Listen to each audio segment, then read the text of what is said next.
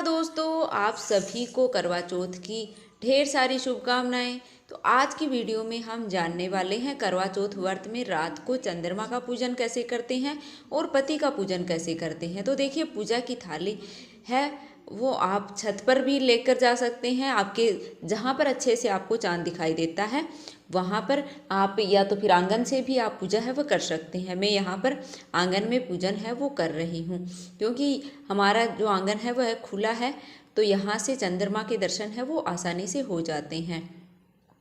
तो आप जहाँ पर भी आपको चंद्रमा के दर्शन होते हैं वहाँ से आप पूजा कर लीजिएगा।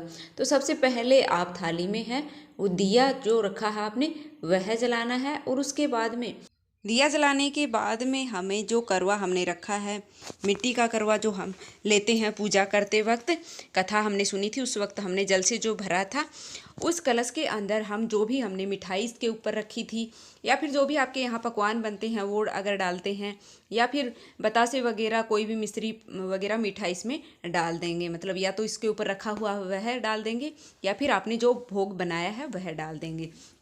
तो वो मैंने इसके अंदर डाल दिया है, और साथ ही जो हमने अनाज के दाने लिए थे कथा सुनते वक्त वह भी हम इसके अंदर ही डाल देंगे। उसके बाद में हमारा जो कलश है वो तैयार हो जाता है, और उसके बाद में हम पूजन है वो शुरू करते हैं। तो पूजन हमें देखिए किस प्रकार से करना है। तो उसके बाद में मैंने थाली को है वो एक जगह रख दिया है। मैं यहाँ पर आंगन से ही पूजा कर रही हूँ, क्योंकि हमारे आंगन से ही अच्छे से चांद दिखाई देता है।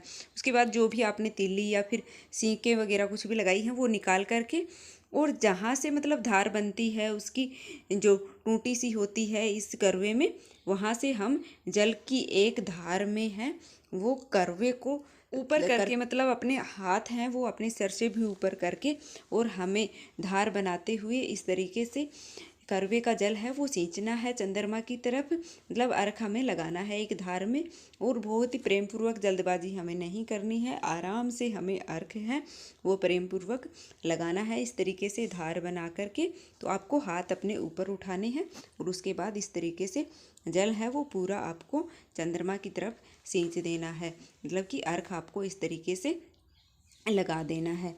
जब आपका जल है पूर्ण हो जाता है तो उसके बाद जहाँ पर आप खड़े हैं वहीं पर 3 परिक्रमा आपको करनी होती हैं, और 3 परिक्रमा करने के बाद में चंद्र देवता को हमें प्रणाम करना होता है। और उसके बाद में हम अब भी चंद्र दर्शन है वो करने वाले हैं। तो चंद्र दर्शन करने के लिए हमने जो चालनी ली है उसमें जो दिया हमने जलाया है उसको हम रख के, और इस तरीके से पहले चंद्रमा को हम देख लेंगे। तो इस तरीके से चंद्रमा है वो हमें देखना होता है दिया रख के, और आपको छलनी है वो लोहे की लेनी है, प्लास्टिक की छलनी जल जाती है। तो इस तरीके से ही हमें चंद्रमा को देखना होता है। प्लास्टिक की छलनी आपको नहीं लेनी है, इस बात का आपको ध्यान रखना है। तो इस तरीके से हम चांद को देख लेंगे, और उसके बाद में हमें अपने पति को है इस तरीके से देखना होता है। चंद्रमा को देखने के बाद पति को हमें देखना होता है, और पति को देखने के बाद पहले हम चंद्रमा की आरती उतार लेंगे, और उसके बाद में हम अपने पति की आरती है वो भी उतार लेंगे। और फिर चंद्रमा को तिलक के छींटे हैं वो लगा देंगे, चावल हैं वो अर्पित कर देंगे।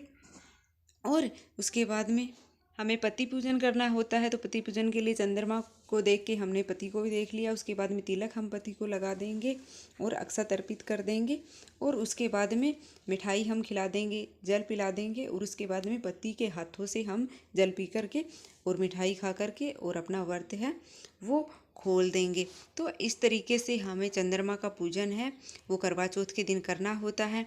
उसके बाद में जो दीपक हमने लिया है उसको हम वहीं पर छोड़ देंगे, साथ में ही जो मिठाई हमने ली थी वो भी हम यहीं पर छोड़ देंगे, जिसको है सुबह पक्षी वगैरह खा लेंगे। तो हाथ जोड़ करके और हमारी पूजा में रही कोई कमियों के लिए, भूल चूक के लिए हम प्रार्थना कर लेंगे।